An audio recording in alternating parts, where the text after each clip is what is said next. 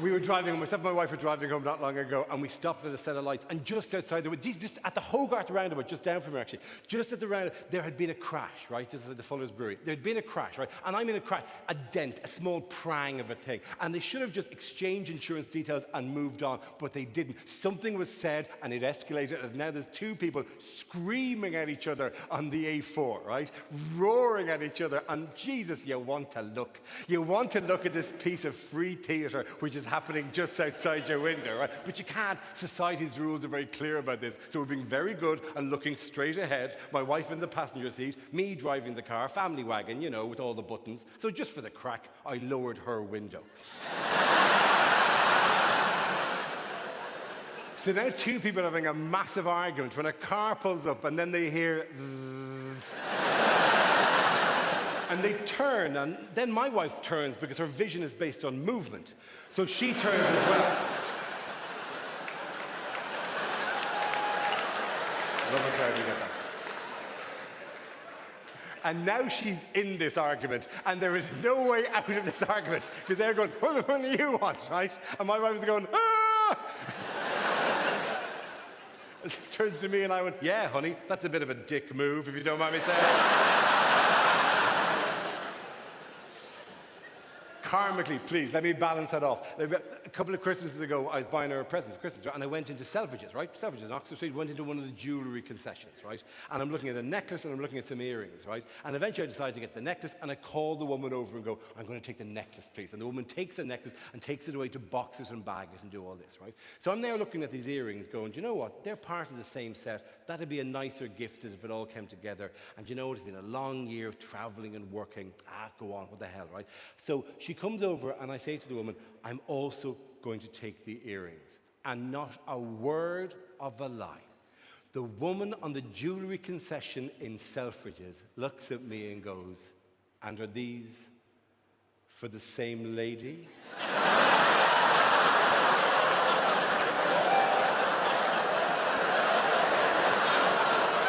And suddenly I am thrust into a world of sexual sophistication that I am ill-equipped to carry off. Your James Bond type would know what to say here. I'm there going, Could be yours if you play your cards right, that's fine. And you're going, Jesus, is this how they train them in Selfridges? Does every department do this? If I'm like in the home goods department and I go, yes, I know I've already bought the Clairol foot spa, but I'm also going to get the Breville sandwich maker as well. Are they just trained to go? And is this for the same lady?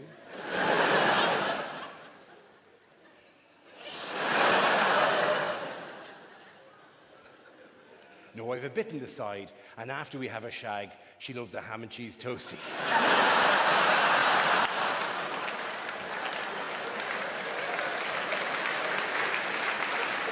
Oh, you should see her. Nom, nom, nom, nom, nom, nom, nom, nom.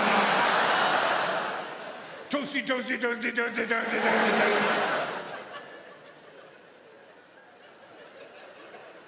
I did that exact line in Bristol on this tour, and just at that moment, a woman round about here in the front row turned to her husband in a demonstrably angry way, right? And it's a live art form. You can keep stopping and messing around all the time. So it's always quicker to just stop these things immediately. I went to her and said, is there a problem, right? And this woman genuinely went, that is not how a woman would talk. Do you fucking think? Really? Because I was drawing on my full experience of post-coital woman. And you all go, nom, nom, nom, nom, nom, nom, nom, nom, nom, nom. Toasty, toasty, toasty, toasty, toasty. You got what you want, give me what I want. Toasty, toasty, toasty, toasty.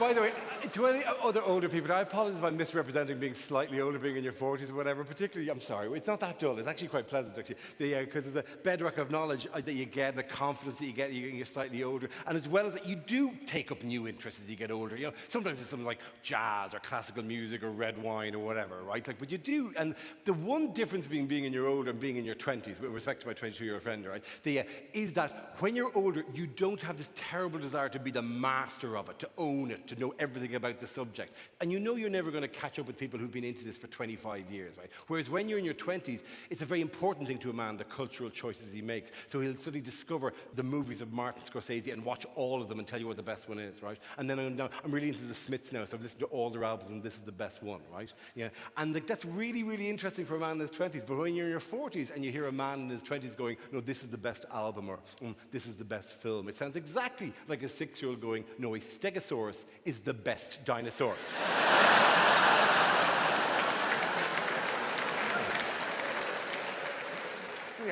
I didn't think there could be a best. Not the Tyrannosaurus Rex. No, its back is unprotected from attack.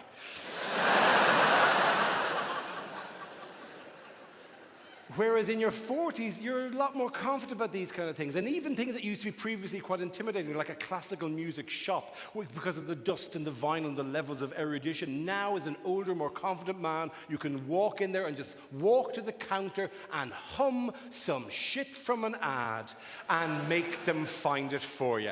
And there is an exquisite pleasure in doing that, going, hello, do you have anything by the man who went...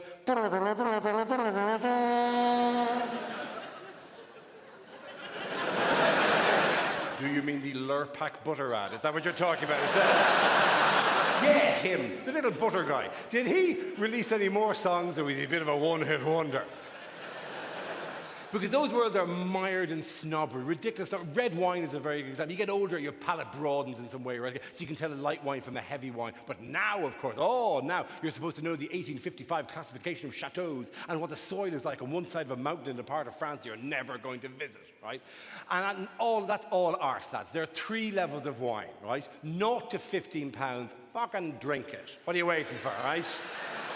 15 pounds and up, put it in a cupboard on its side for a while, then take it out, pour it into that weird jug you have at the back of the cupboard, give it a spin, into a glass, and drink it. Then there's a 3rd level of wine, which is wine you bring to a party, which is wine you only have because you once held a party in your house. People brought that wine to you. And that wine simply moves from house to house to house. It doesn't have a picture of a chateau on the label. It's more like a logbook in an old car. It just gets stamped as it moves along.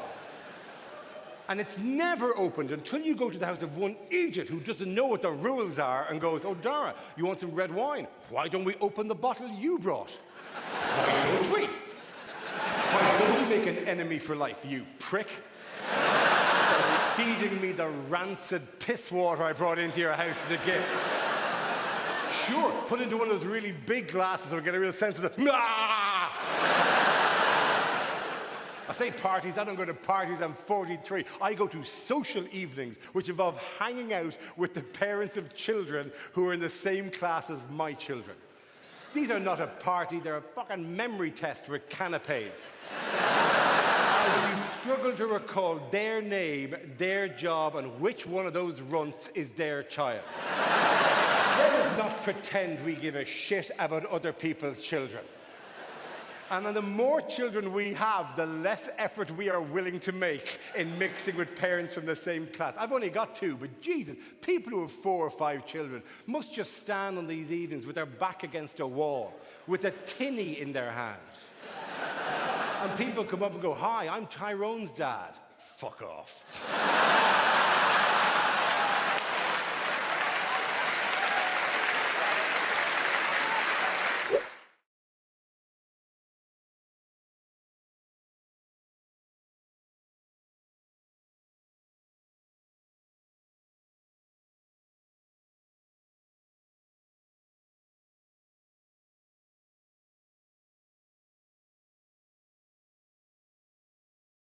So I picked up the board, hoping nobody spotted it. I ran back into the water again, right? Every time I tried it, thump, there it would go. Then, choose, there it goes again.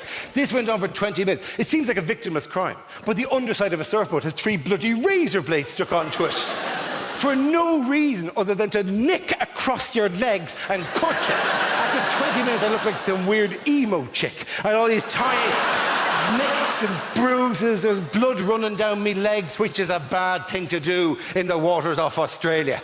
I'm beginning to lure sharks into Bondi Beach. I'm like Angelina Jolie at the Oscars. One leg dangled alluringly out. Going, come on, smell this with your big nose, you know we're here, right? At one stage, I ran to the water, mistimed it, so the wave front was about this height as I came at it, right? When that happens, let me give you a little tip. The most important thing is to lift the board over the wave, or to break the wave underneath with the pointy end of the board. Don't do what I did, which is hold the board up flat towards the in an effort to somehow deflect the Southern Ocean away from myself. Like a table tennis player, I'd just go, fa-dunk, and the ocean would go, there you go, right? I managed to harness the entire gravitational pull of the moon onto my own head. Oh, Jesus! No! Oh, God!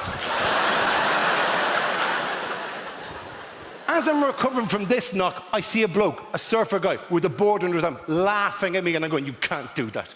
That is bad etiquette in the surfing community, to laugh at the new guy. I'm going to, well, screw you, I'm going to master this. Look at you, I'm going to master you. I'm going to leap, and I leapt onto the board. I went, I've got you now, I've got you. Oh, Jesus, you're not as buoyant as you let on. Amazing, gosh. And Eddie just sitting in the water, with the wave just lapping in and out. Looking at the rest of the surfing community going, how are you lads, how are you lads? Yeah, great, great. Great day in the waves, great day in the waves. A couple of good breakers out there at the moment. Might take a bit of a break myself, because I'm a bit weak from the blood loss at this stage. And I'm looking at your man. I don't want to go out, I don't want to leave the water, because he's there and he's in tears laughing at this stage. Just this guy just pointing at me and doubled over to go, oh, I got to walk past you, right? And I pick up the board. I just walk past your man. And I do the only thing you can do in this situation is I just kind of go, oh, like that. Which is a universal kind of, oh. And I vividly, to this day, remember, your man just looks at me, and in the thickest accent I have ever heard in my life, just goes, ah, Jesus, Dara, we Irish are shite at surfing. Do you know that?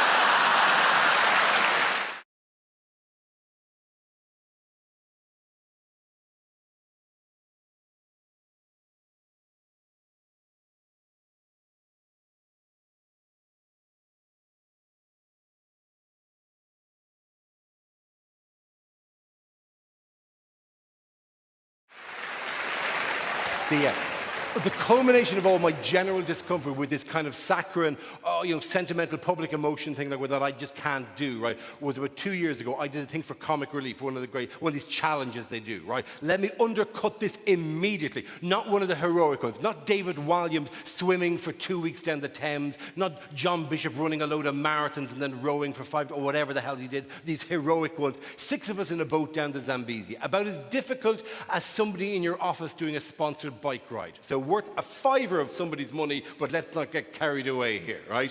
Which presumably is what you say to somebody in your office when they ask you to sponsor them on a bike ride, because you go, yeah, John, you're never off the fucking bike. All right, I'll give you the tenner. And would you put some clothes on in the lycra in an office? Would you let it go, for God's sake, right? So there's a few of us doing this, but they sent a documentary crew with us. I sent a documentary crew with us in order to capture the moment, in order to capture the tantrums or the blisters or the difficult moments when we visited projects that affected us emotionally, and then we could emote about that, and then you would see this and empathize and donate more money. And that's the way it works, and they do wonderful work. Good for them. It turns out I am of fuck all use to Comic Relief. Because I can't deliver the thing they need people to deliver in these little films, right? Because they would ask questions you know the answer to. Questions that are quite leading. They would ask you questions like, has this journey opened your eyes to the situation in Africa? And I'll give the only answer you can give as a then 41-year-old man, which is, of course, no.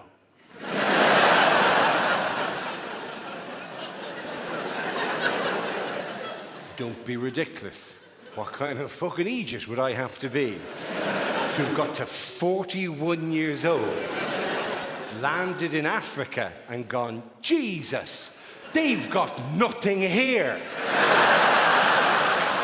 Why was I not informed of this? I can't even get 3G. And then they would really twist the knife and try to bump up the emotional power. They would say things like, has this week changed the way you feel about your own children?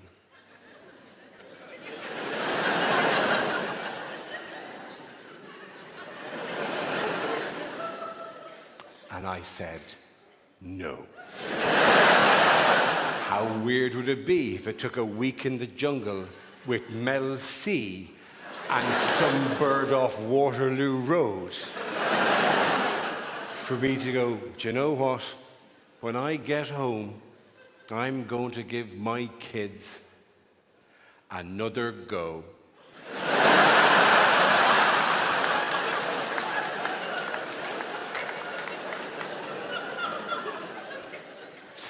Because I was beginning to find them quite whiny and needy.